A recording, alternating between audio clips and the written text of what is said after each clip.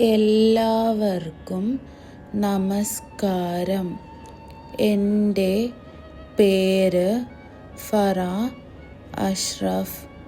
ഞാൻ ഹരിതം child development സെൻ്ററിൽ പ്രവർത്തിക്കുന്ന സ്പീച്ച് തെറപ്പിസ്റ്റ് ആണ്.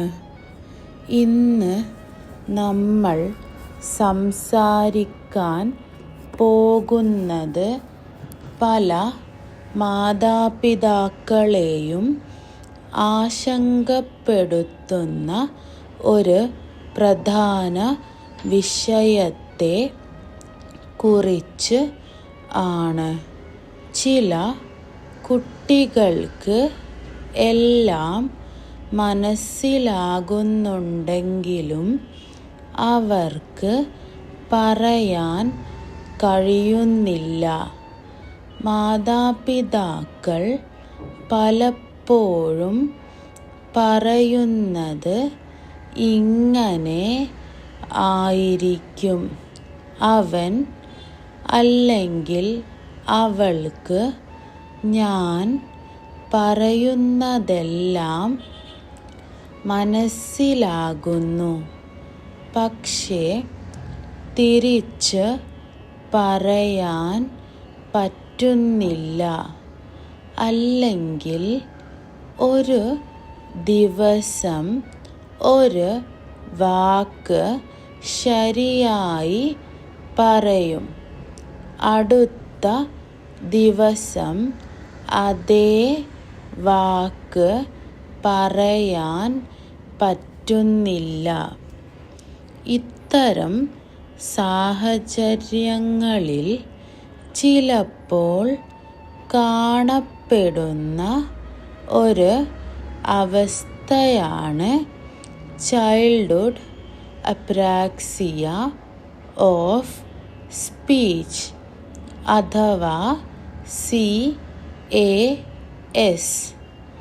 ഇത് ഒരു മോട്ടോർ സ്പീച്ച് ഡിസോർഡറാണ്. അതായത് സംസാരിക്കാൻ ആവശ്യമായ ചലനങ്ങൾ തലച്ചോറിൽ നിന്ന് ശരിയായി പ്ലാൻ ചെയ്യപ്പെടുന്നില്ല എന്നതാണ് പ്രധാന പ്രശ്നം. ഇവിടെ ഒരു പ്രധാന കാര്യം മനസ്സിലാക്കണം: CAS ഉള്ള കുട്ടികളുടെ വായിലെ മസിലുകൾക്ക് ബലം കുറവല്ല. അവർക്ക് കേൾവി സാധാരണയായിരിക്കും. പലപ്പോഴും അവർക്ക് മനസ്സിലാക്കുന്ന കഴിവും നല്ലതായിരിക്കും. എന്നാൽ തലച്ചോറിൽ നിന്ന് ഇപ്പോൾ ഈ ശബ്ദം പറയണം, ശേഷം അടുത്ത ശബ്ദം വരണം എന്ന ക്രമീകരണം കൃത്യമായി നടക്കാതെ പോകുന്നു. അതുകൊണ്ട് വാക്കുകൾ വ്യക്തമായി വരാൻ ബുദ്ധിമുട്ട് അനുഭവപ്പെടുന്നു. ഒരു ലളിതമായ ഉദാഹരണം നോക്കാം. ഒരു കുട്ടിയോട് ബനാന എന്ന് പറയാൻ പറയുമ്പോൾ ഒരിക്കൽ നാന എന്ന് പറയും, മറ്റൊരു തവണ ബാബ എന്ന് പറയും. പിന്നെ അനാന എന്ന് പറയും.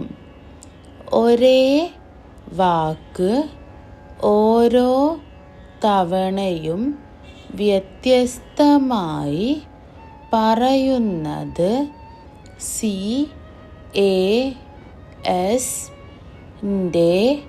പ്രധാന സവിശേഷതകളിൽ ഒന്നാണ്.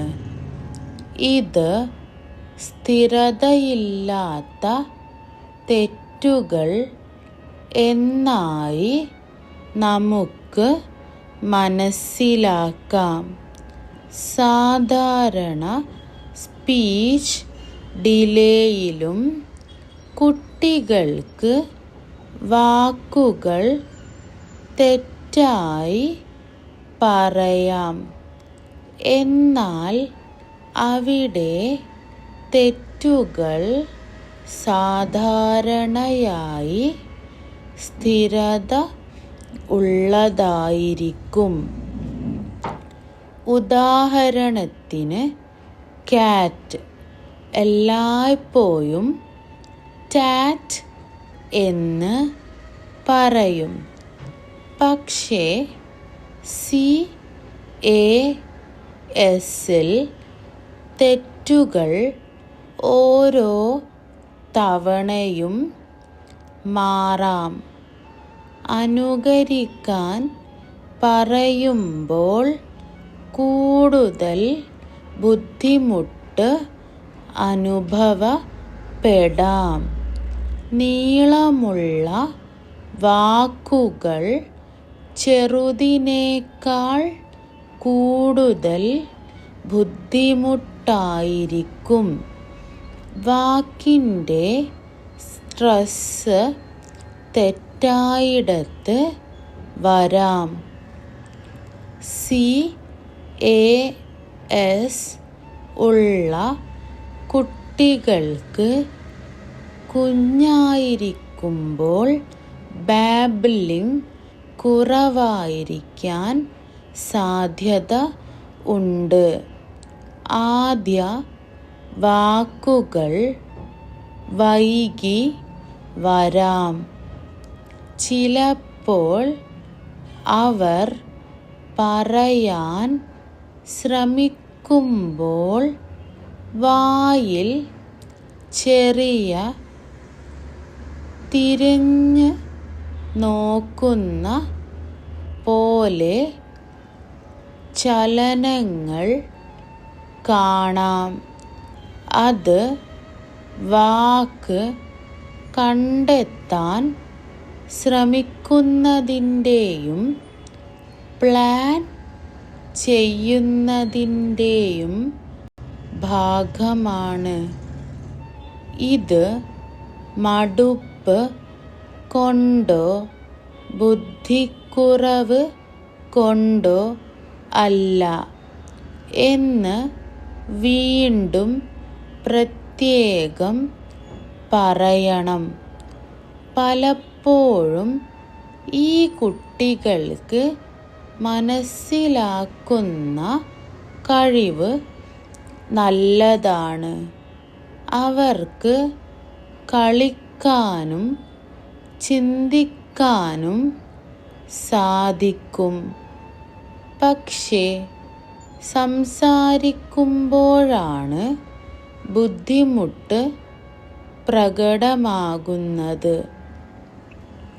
അതുകൊണ്ട് തന്നെ ചിലപ്പോൾ മാതാപിതാക്കൾക്ക്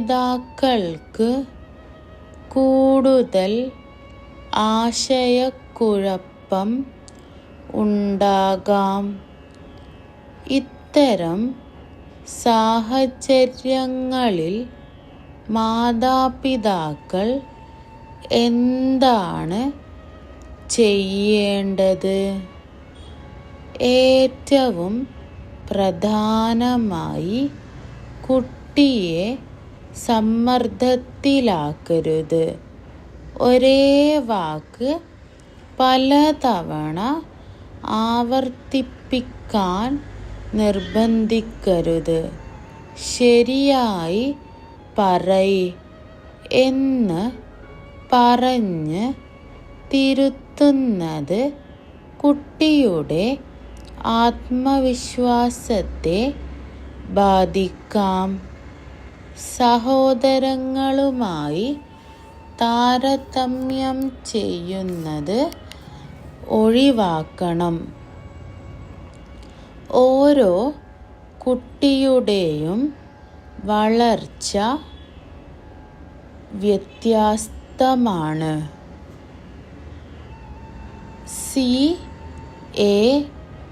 CAS ഉള്ള കുട്ടികൾക്ക് സ്ഥിരമായ ക്രമബദ്ധമായ സ്പീച്ച് തെറപ്പി വളരെ പ്രധാനമാണ്. CAS ചികിത്സയിൽ ആവർത്തനം വളരെ പ്രധാനമാണ്, പക്ഷേ അത് മെക്കാനിക്കൽ ആവർത്തനം അല്ല. തലച്ചോറിൽ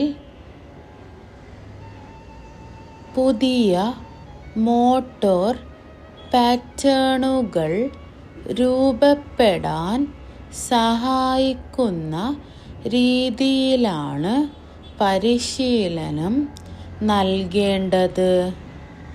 അതിനാൽ സാധാരണ സ്പീച്ച് ഡിലേയേക്കാൾ കൂടുതൽ ഘടനാപരമായ സ്ഥിരതയുള്ള തെറാപ്പി ആവശ്യമാകും. പലപ്പോഴും ആഴ്ചയിൽ പല സെഷനുകളും ആവശ്യമായേക്കാം. ഇവിടെ മാതാപിതാക്കളുടെ പങ്ക് അത്യന്താപേക്ഷിതമാണ്. തെറാപ്പിയിൽ പഠിക്കുന്ന രീതികൾ വീട്ടിലും തുടർച്ചയായി പ്രാവർത്തികമാക്കണം. എന്നാൽ അതെല്ലാം കളിപരമായും സമ്മർദ്ദമില്ലാത്ത രീതിയിലുമാകണം. ഓരോ ചെറിയ ശ്രമവും ചെയ്യുമ്പോൾ പ്രോത്സാഹിപ്പിക്കുക. ചെറിയ പുരോഗതിയും വലിയ നേട്ടമാണ്. ഇതോടൊപ്പം ഒരു പ്രധാന സന്ദേശം പറയണം. CAS ഉള്ള കുട്ടികൾക്ക് പുരോഗതി സാധ്യമാണ്, എന്നാൽ അത് സമയം ആവശ്യപ്പെടും. മാതാപിതാക്കളോട് ഞാൻ പറയാൻ ആഗ്രഹിക്കുന്നത് ഇതാണ്: നിങ്ങളുടെ കുഞ്ഞ് മടിയൻ അല്ല. അവന് പറയാൻ അറിയില്ല എന്നല്ല. അവൻ്റെ തലച്ചോറും വായും തമ്മിലുള്ള സഹകരണം കൂടുതൽ പരിശീലനം ആവശ്യപ്പെടുന്നു.